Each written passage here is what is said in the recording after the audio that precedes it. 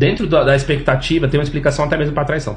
Justamente por causa que a monogamia é um consenso, é um acordo, é meio que uma via de mão dupla ali. Sim. Um tá sacrificando uma coisa e o outro tá sacrificando outra, visando o bem futuro da prole, certo? O que existe de um lado? Existe o lado do instinto poligâmico do homem, que se o homem, ele inclusive fecundar mais de uma fêmea, mais chance para ele, inclusive ter mais de um filho descendente, né? Isso. E de repente o filho dele morrer, ele tem outro por aí. Por que não?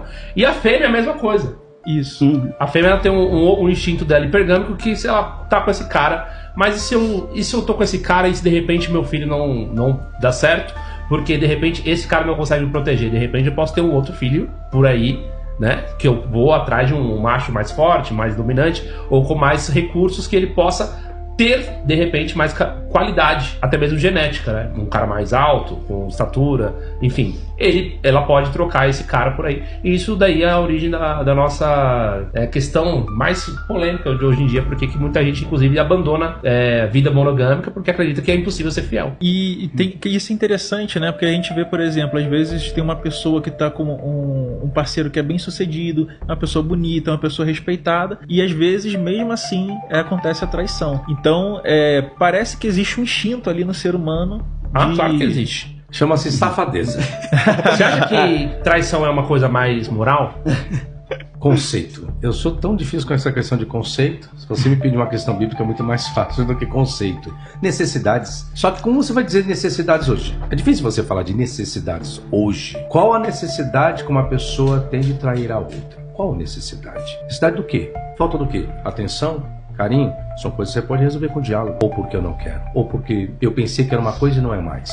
Não cobriu a necessidade que eu tinha. Faltou uma carência, faltou uma necessidade de alguma área. É isso que eu falo. Você dizer que hoje, por falta de necessidade de alguma coisa, mas você tem vários mecanismos de resolver isso.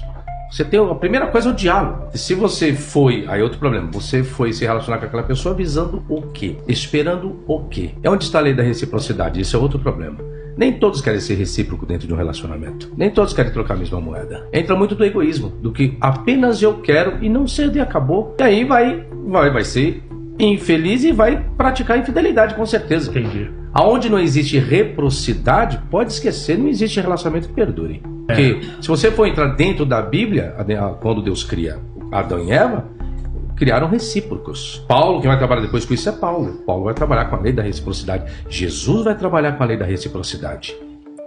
O homem paga a mulher o seu devido valor e a mulher paga ao homem o seu devido valor.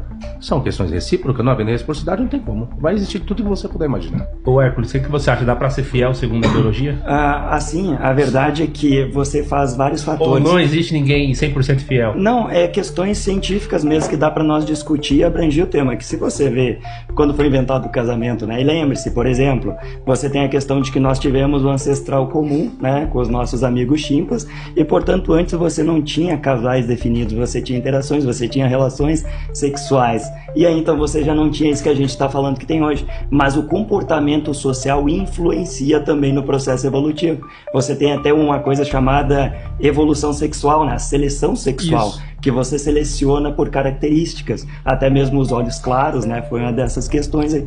Então, a evolução não é explicada, por exemplo, a gente não vai pegar algo de 200 anos atrás e explicar um fenômeno que está acontecendo hoje. Você tem que ver vários pontos no meio do caminho e as modificações que estão ocorrendo. O termo evolução, inclusive, significa mudanças, né? A pessoa pensa que evoluir é tipo melhorar, ser X-Men. Na verdade, é modificação. Quando eu falo em evolução química, é modificação das moléculas, modificação da matéria, interações, você entende? E o pessoal da sociologia tem muito essa questão e trabalha com a evolução social de vários comportamentos, tanto dos seres humanos. Eu não sou especialista, por exemplo, nessa questão de primatas, nem nessa questão histórica de relação humana, quando iniciou o casamento, como é.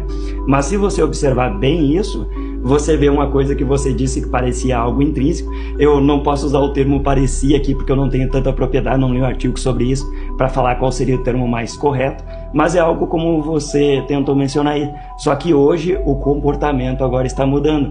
Nós estamos se adaptando para sobreviver, para aumentar nosso tempo de vida. E aquela velha história, né? O segredo é sobreviver. E aí vai acontecer sempre isso, processos de adaptação. Adaptação ao quê? À sociedade, adaptação ao quê? Ao meio, ao frio, ao calor, a tudo. E a evolução conta com tudo isso, a adaptação ao ecossistema que você vive. Fala aí, Posso entrar num outro aspecto? Pode. Exemplo, Abraão teve outras mulheres. Posso dizer que isso foi infidelidade, segundo o relato bíblico? Uma questão de necessidade. Porque a lei da primogenitura é que você tem que ter filhos homens. E aí estou me relacionando com uma mulher, o qual ela não gera filhos. Aí tem um problema. Olha o aspecto machista e antigo. Quem afirmou e quem categorizou que apenas a mulher não podia gerar? No sentido de produzir. Ou seja, a esterilidade era apenas do sexo feminino? Não, a esterilidade existe para o sexo masculino. Então você vê o tanto que as mulheres sofreram no período arcaico, porque não sabia até então que o homem Não também... foi isso aí que o Henrique VIII fez? Arrumou uma outra esposa? Lembro. Eu não E lembro. fundou agora. a igreja porque o Papa não quis dar o divórcio pra ele? Não lembro, Eu agora acho não que vou tem a lembrar história dessa O historicamente. Henrique VIII fundou a igreja anglicana porque a esposa dele, Ana Bolena, não tinha filhos. Aí o problema E tá aí? com quem? Sempre com a mulher o problema? Aí você tem Abraão. Abraão aí vai constatar que como Agar teve o filho, ou então o problema estava realmente com Sara. Sara era estéril. Abraão não. Então eu falo, é uma questão de infidelidade? Não, porque é uma questão de um cumprimento religioso. Eu tenho que crescer e multiplicar. Então se eu tenho, como que eu vou multiplicar se minha esposa é estéril? Logo, então não adentra a infidelidade nesse quesito patriarcal. A fidelidade, então, passaria... Mas nessa época eles tinham várias esposas. até. Não, é isso que eu estou dizendo. Em busca... É isso que eu em estou, busca do... é isso que eu estou tratando. Então você não vê meios de infidelidade, porque quer ver um outro problema?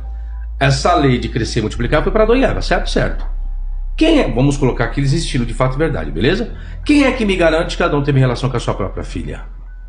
Ou apenas só com Eva que ele teve? Se a lei é crescer e multiplicar, se ele teve filhos, o que lhe proibiria ele fazer a multiplicação por intermédio da filha também? Fala com a cobra. Ah, a cobra E não aí tem tem como. uma questão interessante, né, Sabina?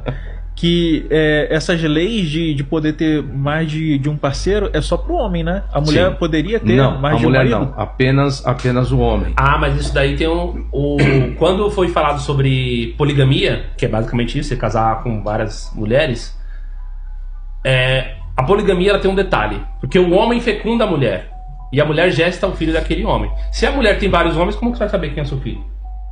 Ah, você está trazendo uma explicação científica, né? Não, é Mas científica o que a gente mesmo. está falando aqui é o seguinte: